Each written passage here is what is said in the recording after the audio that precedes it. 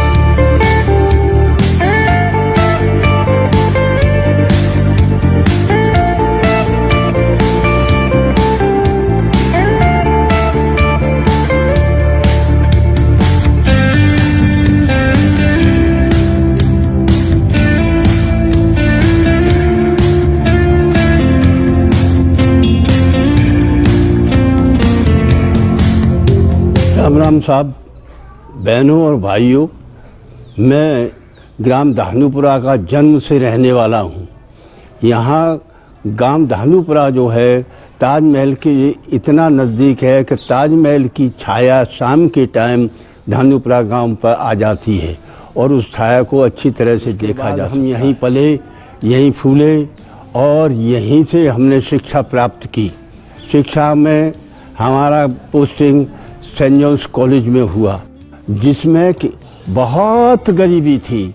उसकी तरफ देखा नहीं जाता था, कीचड़ रहती थी।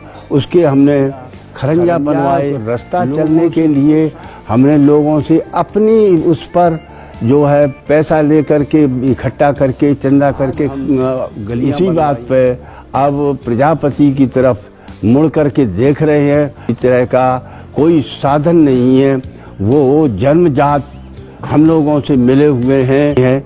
और इसी फेस में हमने देखा है एक वो कुल्लड़, सकूरा, पत्तल। भाई चौधरी उदयवान सिंह राज्य मंत्री हैं उत्तर प्रदेश के, और उनसे भी मैं आग्रह करता रहता हूँ, कहता रहता हूँ और उनसे कभी कभी रुष्ट भी हो जाता हूँ कि तुम जो है प्रजापतियों की जो है वो करें।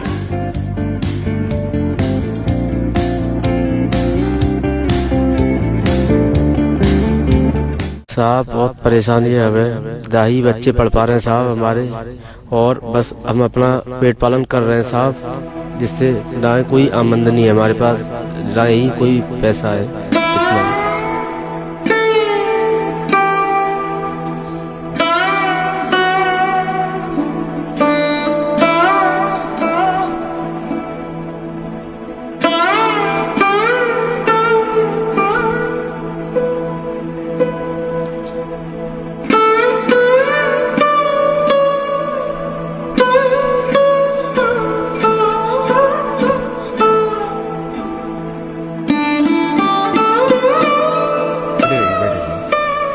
गजेंद्र जी, आप ये बताइए, आप कब से आप ये काम कर रहे हैं? सर मुझे 12 साल हो गए इस काम को करते करते। उससे पहले हमारे पापा भी करते थे, बाबा करते आए, अब भी हम यही काम कर रहे हैं। कुम्हार को दीपावली को बनाते हैं और सारी चीज़ें यही है, दीवली है, सरैया है।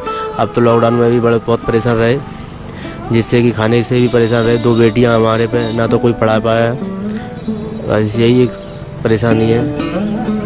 गजेंद्र जी, आपके घर में कितने लोग हैं? कितने लोगों को आपको देखना पड़ता है?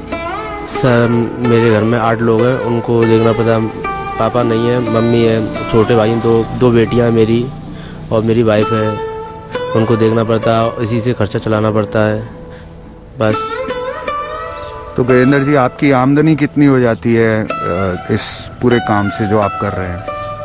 सर महीने में 3-4 हज़ार अगर कोई आ जाता है, बस दिवाली पे ही जो कुछ होता, नहीं तो बाकी तो ऐसे ही बैठे रहते हैं। अगर कोई आ गया तो ठीक है, नहीं तो बस दिवाली पे ही हो पाता है, जो भी काम हो पाता है, इसी के साथ हमारा घर चलता है।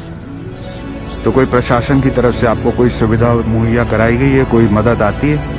सर अभी तो कोई मदद नहीं आती थी, बस ये राशन मिला था, वो भी कभी मिल जाता था, कभी नहीं मिलता था। एक बार तो नाम कट गया, उसके बाद में भागते भागते नाम चढ़वाया, अभी तक नाम ही नहीं चढ़ पाया। बहुत परेशान रहे इस बार तो सर। कोई लोकल मदद आपको, जिस धांधुपुरा एरिया से कोई लोकल मदद आपको मिलती है? नहीं सर, अभी तो किसी ने नहीं करा कि कुछ दे दें, नहीं। मगर हमने किसी लोगों से कहा भी बहुत कि चाहे तो हमें मिट्टी मिल जाए। मिट्टी भी अगर हम मंगाते तो अपने पैसों से मंगाते हैं, और काफ़ी दूर से मंगाते, करीब 2000 रुपये की वो ले जाते ठेली। और ना तो मिट्टी की मदद की, हमने थोड़ी बहुत बोली कि जगह मिल जाए बनाने लायक थोड़ी सी, तो ना की कोई जगह मिली। उसी जगह हम अपना गुजारा करते हैं, जब से पापा जो छोड़ गए थे वही करते आए हैं, उसी जगह पे अपना जीवन बिता रहे हैं। तो प्रशासनिक तौर से उदासीनता होने के बावजूद भी आप अभी भी इस काम को कर रहे हैं। आपने कोई और काम करने का विचार नहीं लिया कभी? सर क्या है, अब अगर कहीं बेलदारी मिल जाएगी तो बेलदारी कर लेते, नहीं तो फिर अपना यही काम तो है ही है। और कोई अभी काम सीखा नहीं है, ना कोई इतने पढ़े तो हम है नहीं है जो कहीं हमें नौकरी मिल जाए। तो बाकी जो लोकल लोग आते हैं वहाँ आपसे दिए वगैरह खरीदते हैं? कुछ सामान ले जाता है, बिकता है? बिकता दिए वगैरह बिकते हैं, बाकी लोगों में जो भी बिकता है, बस बाजारू तो हम बेचते नहीं है। जो नॉर्मल यही बनाते, डिजाइन के तो बनते नहीं, ना हमारे पास मशीन है, ना कोई डाई है। बस यही चाक वाला काम करते, शुरू से यही करते आए हैं और यही कर रहे हैं। गांव में बेचते हैं हम लोग अपने, और बस। तो मतलब आपको ये है कि मतलब अब सिर्फ दिवाली में बिजनेस हो पाता है, उसके पूरे साल फिर आपको दिक्कत ही परेशानी देखनी पड़ती है, यही है ना बात? यही बात है सब, और कुछ नहीं है। बस गर्मियों में मटके और बस दिवाली पे ये दिए, यही बिकते हैं और कुछ नहीं है। धन्यवाद गजेंद्र जी। मैं डॉक्टर NS लोधी, ताज साइकिलिस्ट क्लब की तरफ से मैं आप लोगों से निवेदन करना चाहता हूं कि मिट्टी से बने हुए बर्तन हुए, दिए हुए, ये केवल प्रकाश पर्व के रूप में दिवाली पे ही नहीं, इसके अलावा आने वाले पूरे साल में हर त्योहार पे मिट्टी के बर्तनों का ज़्यादा से ज़्यादा इस्तेमाल करें, जिससे कुम्हारों की स्थिति इतनी दयनीय स्थिति में है कि चाइनीज़ से बनी हुई प्लास्टिक के आप दावतों में बर्तन इस्तेमाल कर रहे हो, गिलास इस्तेमाल कर रहे हो। इससे एक तो पॉल्यूशन हो रहा है, हेल्थ भी हमारी अफेक्टेड हो रही है, और ये बायोडिग्रेडेबल नहीं होते।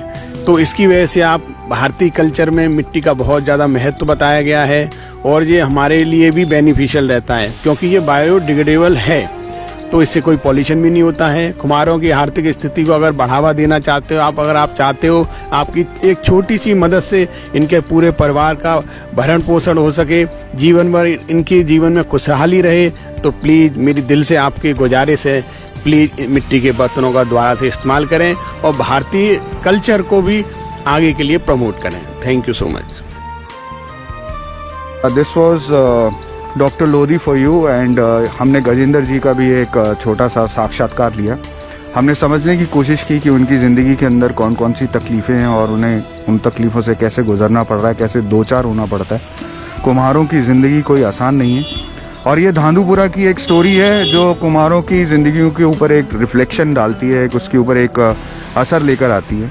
और जैसे डॉक्टर लोधी सर ने बोला है कि इट इज़ वेरी इंपॉर्टेंट कि we get connected to our earth and it is biodegradable, absolutely perfectly right.